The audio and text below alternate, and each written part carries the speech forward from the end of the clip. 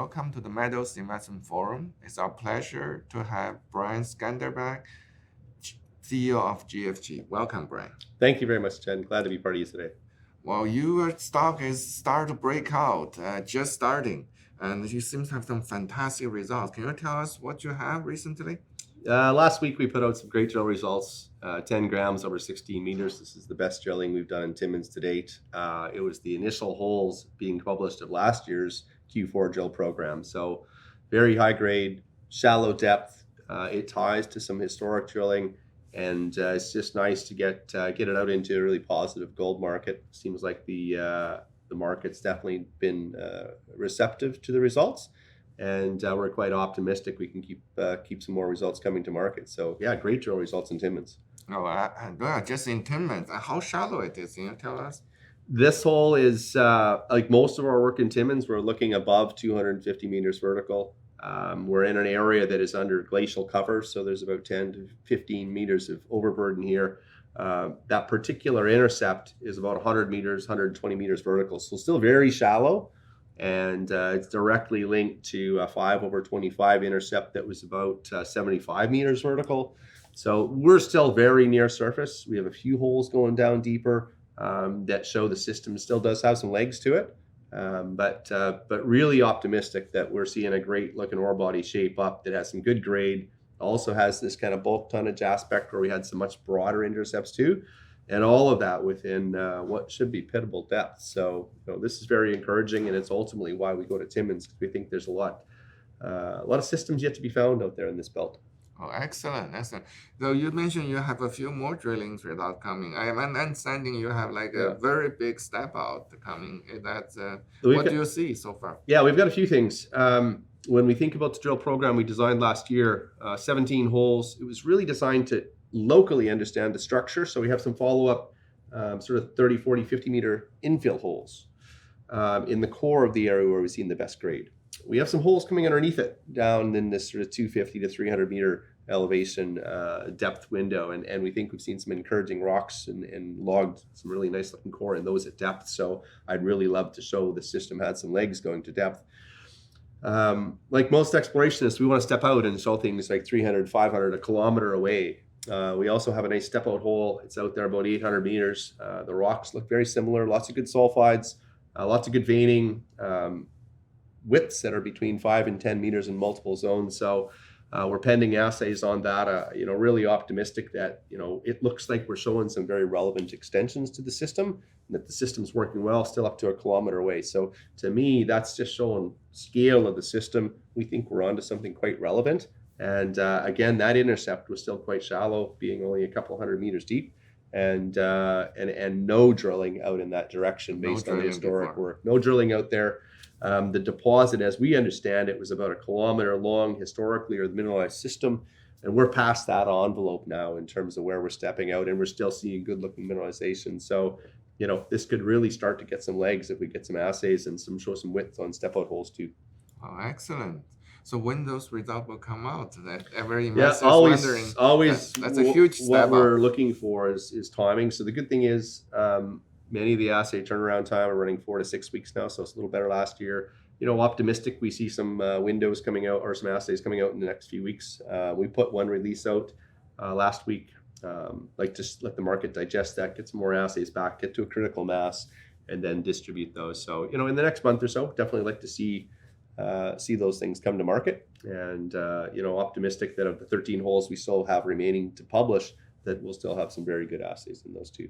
Oh, excellent. So you have 13 more results, including the one with the 1 kilometer step out. Yeah, we drilled 17 holes and we've published 4, and we have 13 remaining, 10 of them on the Montclerg target and 3 of them out on an Aljo target, which is an old mine from the 30s and 40s. It's literally 30 kilometers away, but still on our land position, and some nice looking mineralization in those.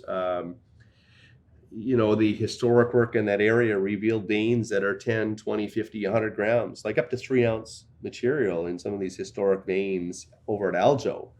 Work we did this summer showed up to 300 grams in surface rock samples, 10 ounce material. So we're drilling underneath those samples and those transfers proximal to this old high grade mine at the other end of our property. So we think we've got a couple really interesting systems on the Montclerg property. Wow, very exciting. What attracts you to this area?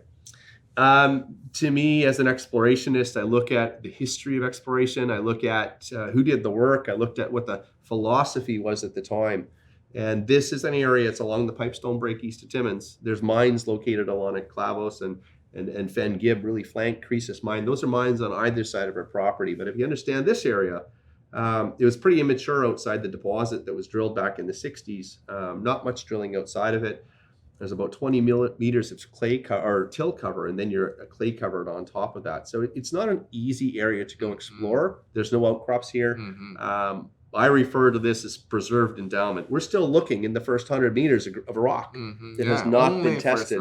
Only first 100 meters. Yeah, and 4 mills around us within 25 kilometers. So when we look at where GFG wants to invest, we obviously look at gold and the ability to find gold at shallow and reasonable depths, and we look at things in mineable systems and to make an economic deposit there, what might indicate it. But we also look at the nature of the infrastructure around us, because that really drives what it's going to take to make an economic asset here. 4 mills within 25 kilometers of this land position. So we're in elephant country.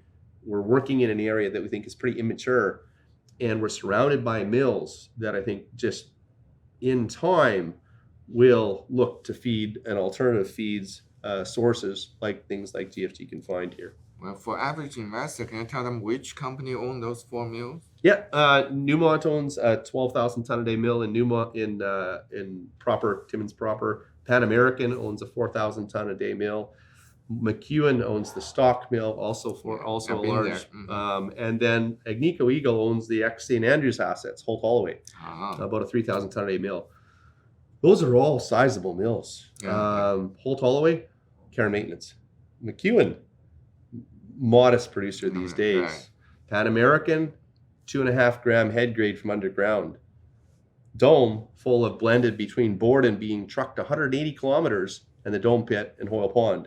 Blended feed grade, some of it being trucked a long way. So each of the pieces of infrastructure has a lot of opportunity and to replace the feed or incrementally add it to their feed.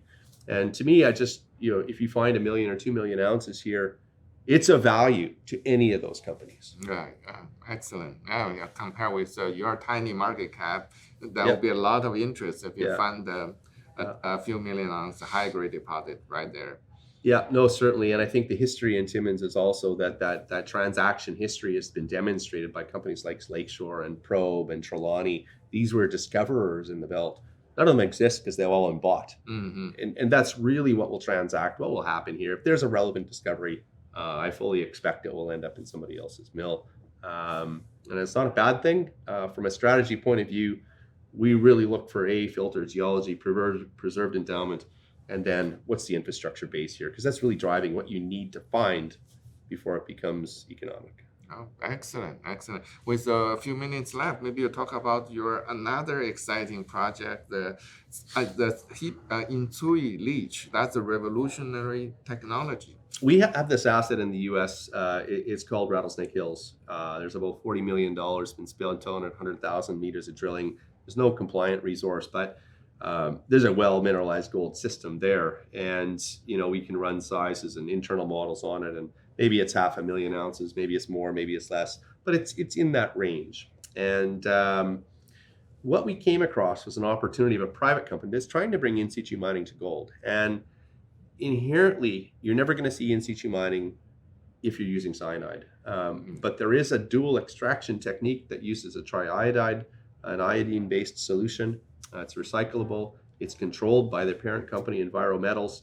And this group 11 Technologies, ultimately is trying to take what transformed the uranium industry, 30 years ago, and it's currently being applied to the copper industry, some successfully, some not so successfully, and trying to bring it to the gold space. And like new technology, there's going to be failures along the way, but this group has something that could replace cyanide as an extraction ligand. And if we believe that, I believe we will see in some degree in situ mining for gold.